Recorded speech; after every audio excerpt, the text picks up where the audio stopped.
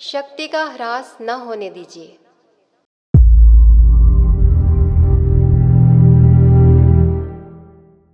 शक्ति संचय करने वाले साधनों के साथ ही हमको इस बात पर भी दृष्टि रखनी चाहिए कि हमारी शक्ति निकम्मे कामों में खर्च न हो।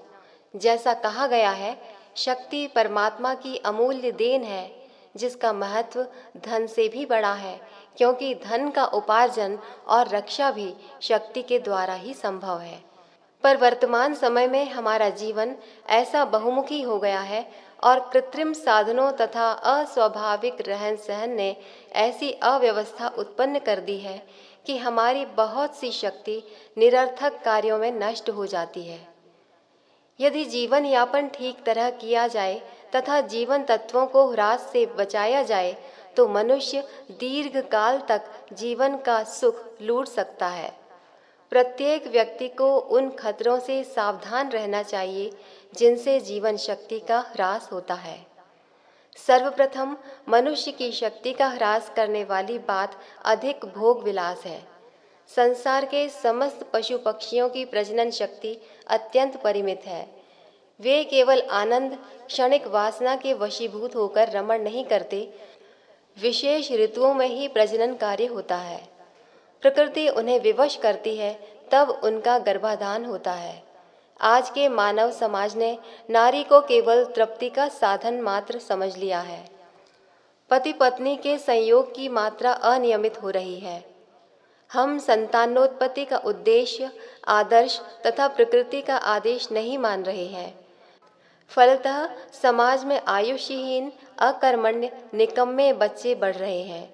इंद्रियों की चतुरता, कामुकता बढ़ रही है। अधिक भोग विलास से मनुष्य निर्बल होते जा रहे हैं। कामुक और कामुकता में लगे रहने वाले जीव तथा व्यक्तियों के बच्चे कभी बलवान, आभावान, संयमी, श्रीमान, विचारवान नहीं हो सकते। वीर्य का प्रत्येक बिंदु शक्ति का बिंदु है। एक बिंदु का भी ह्रास नहीं करना चाहते हैं तो भोग विलास से दूर रहिए। शक्ति का ह्रास अधिक दौड़ धूप से होता है। आधुनिक मनुष्य जल्दी में है, उसे हजारों काम हैं। प्रातः से सायंकाल तक वो व्यस्त रहता है, उसका काम ही जैसे समाप्त होने में नहीं आता। बड़े नगरों में तो दौड़ धूप इतनी बढ़ गई है कि दम मारने को अवकाश नहीं है। घर के लिए सामान लाता है, बाल बच्चों को मदरसे भेजता है, अस्पताल से दवाई लाता है। यदि आप व्यापारी हैं तो व्यापार के चक्कर में प्रातः से सायंकाल तक दौड़ धूप करते हैं। आज के सभ्य व्यक्ति को शांति से बैठकर मन को एकाग्र करने तक का अवसर नहीं मिलता। संसार के कोने कोने से अशांति और उद्विग्नता की चिल्लाहट सुनाई दे रही है। चित्त की चंचलता इतनी बढ़ती जा रही है कि हम क्षुब्ध एवं संवेगशील बन रहे हैं। इस दौड़धूप में एक क्षण भी शांति नहीं। यदि हम इसी उद्विग्न और उत्तेजित अवस्था में चलते रहें तो मानव जीवन में कैसे आनंद, प्रतिष्ठा एवं शांति पा सकते हैं। हमारे चारों ओर का वायुमंडल जब विक्षुब्ध है तो आत्मा की उच्चतम शक्ति क्यों कर संपादन कर सकते हैं। जो व्यक्ति शक्ति संचय करना चाहते हैं उन्हें चाहिए कि अधिक दौड़ धूप से बचें, केवल अर्थ उत्पादन को ही जीवन का लक्ष्य न समझें। शांतिदायक विचारों में रमण करें। जिस साधक के हृदय में ब्रह्म निष्ठा एवं संतोष है, उसकी मुखाकृति दिव्य आलोक से चमकती है। जो ब्रह्म विचार में लगता है वो अपने आप को निर्बलता, प्रलोभन, पाप से बचाता है। शक्ति के ह्रास का तीसरा कारण है अधिक बोलना।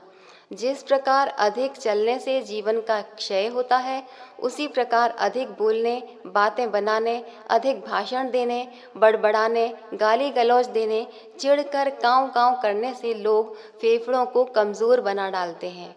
पुनः पुनः तेज आवाज़ निकालने से फेफड़ों का निर्बल हो जाना स्वाभाविक है। यही नहीं, गले में खराश तथा खुश्की से खांसी उत्पन्न होना स्वाभाविक है। खांसी बनी रहने पर क्षय रोग होकर मनुष्य मृत्यु को प्राप्त होता है। प्रायः देखा गया है कि व्याख्याता, अध्यापक, लेक्चरर पतले दुबले रहते हैं। ये शक्ति के क्षय का प्रत्यक्ष लक्षण है।